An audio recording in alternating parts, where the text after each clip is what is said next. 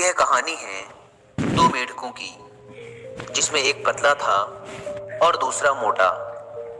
दोनों जंगल के एक छोटे से तालाब में साथ रहा करते थे। बचपन के दोस्त थे दोनों, साथ में ही खेलते कूदते बड़े हुए थे। वे दोनों दिन भर तालाब में कूदते उछलते, गप्पे मारते और मस्ती किया करते थे। उन दोनों को ही तालाब के आसपास के इलाकों की नई नई जगहों में जाकर घूमना अच्छा लगता था। एक दिन ऐसे ही साथ में घूमते हुए दोनों जंगल के बाहर एक खेत में पहुंच गए। वहां उन्होंने देखा कि एक ग्वाला अपने गाय से दूध निकाल रहा था। उन्होंने कभी भी किसी को ऐसे दूध निकालते हुए नहीं देखा था। ग्वाले ने दूध निकालकर एक बाल्टी में भरकर रख दिया। वे दोनों उस दूध को देखकर बड़े आश्चर्य में थे, क्योंकि उन्होंने आज से पहले यह कभी नहीं देखा था। उन्होंने तो जंगल में केवल तालाब का गंदा पानी ही देखा था। कुछ देर सोचने के बाद उन दोनों ने डिसाइड किया कि इस सफेद पानी में तैरने का मजा ही कुछ और होगा। यह सोचकर उन दोनों ने एक साथ बाल्टी में छलांग लगा दी। वहां जाकर वो देखते हैं, अरे वाह, सफेद पानी! हमने तो यह कभी देखा ही नहीं। ये क्या चीज होती है? दोनों को मजे करने तो पसंद थे ही। वे दोनों वहीं मस्ती करने लग जाते हैं। वे तैर रहे होते हैं, कभी वो गोता मार रहे होते हैं, वे निकल रहे होते हैं। खूब उछल कूद करने के बाद, पूरे मजे करने के बाद, वो जो मोटा वाला मेढक होता है वो कहता है, चल यार, अब घर जाने का टाइम आ गया, जंगल वापस चलते हैं। वो पतला मेढक भी कहता है, हाँ यार, चल वापस चलते हैं। वे दोनों बाल्टी से बाहर छलांग लगाने की कोशिश करते हैं, पर वो बाल्टी बहुत बड़ी होती है। वे छलांग लगा नहीं पाते। वो दोनों बाल्टी के किनारे जाकर बाल्टी की दीवारों से छलांग लगाने की कोशिश करते हैं, पर वो देखते हैं कि वहां बहुत ज्यादा फिसलन है। वे जब भी कूदने की कोशिश करते हैं, उनके पैर फिसल जाते हैं। उन्होंने लगातार कई बार प्रयास किया, कभी बाल्टी के बीच से तो कभी बाल्टी के किनारे उनकी दीवारों के सहारे कूदने का, लेकिन दूध की चिकनाहट और उसकी फिसलन की वजह से वे बाल्टी से बाहर नहीं निकल पा रहे थे। अब जो वो पतला वाला मेढक होता है वो मोटे मेढक को बोलता है, भाई देख, निकलना तो है हमें इस बाल्टी से बाहर, इसलिए हमें कोशिश तो करती रहनी पड़ेगी। पर हमने बहुत बार कोशिश करके देख ली, इसलिए मुझे लगता है हम खुद तो इस बाल्टी से बाहर नहीं निकल पाएंगे, क्योंकि यहाँ बहुत ज़्यादा फिसलन है। तो हम क्या करते हैं, हम तैरते रहते हैं। अगर हम तैरते रहेंगे तो कोई ना कोई आकर हमें बाल्टी से बाहर निकाल ही देगा। मोटा मेढक उस पतले मेढक की बात मान लेता है और दोनों तैरते रहते हैं। 1 घंटा, 2 घंटे, 3 घंटे हो गए, वो तैरते रहते हैं। कोई आकर उन्हें बाल्टी से बाहर नहीं निकालता।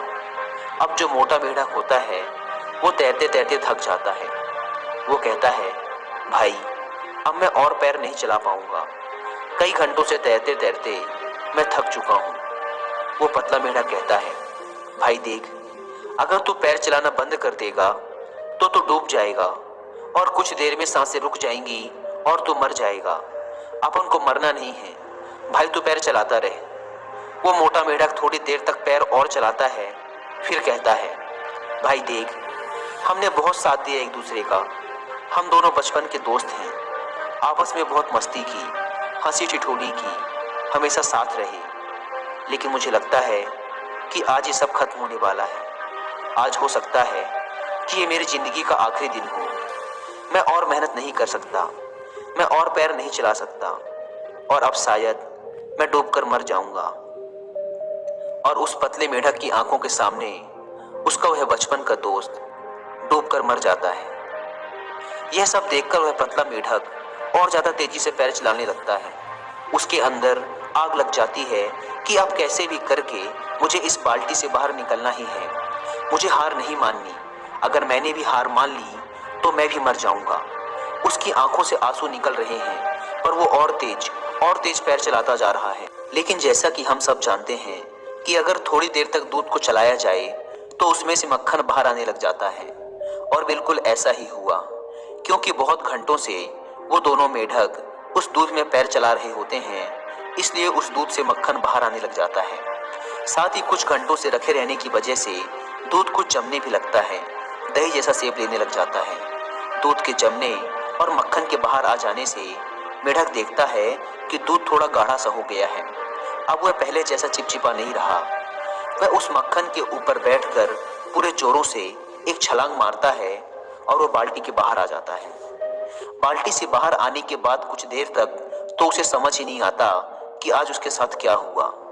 उसका सबसे अजीज दोस्त, उसका बचपन का यार आज उसकी ही आंखों के सामने डूबकर मर गया था। और उसकी मौत क्यों हुई? क्योंकि उसने हार मान ली। अगर वो भी थोड़ी देर तक और पैर चलाता रहता, हार ना मानता, तो आज वो भी जिंदा होता, तो आज वो भी वो पतला मेढक बाहर निकलने के बाद जंगल जाता है। जंगल में जाने के कुछ दिनों के बाद वह मेढक एक लेडी मेढक के साथ शादी कर लेता है। शादी के बाद उसके बच्चे होते हैं। वह अपने बच्चों का नाम अपने उस मोटे दोस्त के नाम पे रखता है और अपने बच्चों को रोज शाम को वह पतला मेढक यही कहानी सुनाता है कि मेरा एक मोटा दोस्त हुआ करता था, जिसके साथ मैं पूरे जंगल में घूमा करता था। हम सुबह से शाम तक खेला करते थे। एक दिन हम दोनों एक बाल्टी में गिर गए जिसमें दूध था और मेरा जो दोस्त था उसने हार मान ली। क्योंकि उसने हार मान ली इसलिए वो मारा गया। मैं तुम बच्चों को भी यही सिखाना चाहता हूँ कि जिंदगी में चाहे कुछ भी हो जाए, लेकिन कभी हार मत मानना। अगर तुम लोगों ने हार मान ली तो तुम्हारा भी वही हश्र होगा जो मेरे दोस्त का हुआ। दोस्तों, इस कहानी से हम सीख सकते हैं कि दूध का दही जरूर बनेगा, लेकिन उसमें वक्त लगता है। और अगर हमने वक्त से पहले हार मान ली तो हमारा भी वही हाल हो सकता है। हो सकता है हमें जिंदगी में अभी तक वो सब ना मिला हो जो हम चाहते हैं, लेकिन लाइफ में मिलता उन्हें ही है जो कभी हार नहीं मानते। ये भी हो सकता है कि हमें वो सब ना मिले जिसे हम हासिल करना चाहते हैं, लेकिन हमसे ये सुकून कौन छीन पाएगा कि हमने उस चीज को पाने के लिए आखिरी दम तक प्रयास किया। एक बात हमेशा याद रखना दोस्तों, हम हारते तब नहीं जब लोग हमसे कहते हैं कि तू हार गया, बल्कि हम हार तब जाते हैं जब हम खुद हार मान लेते हैं।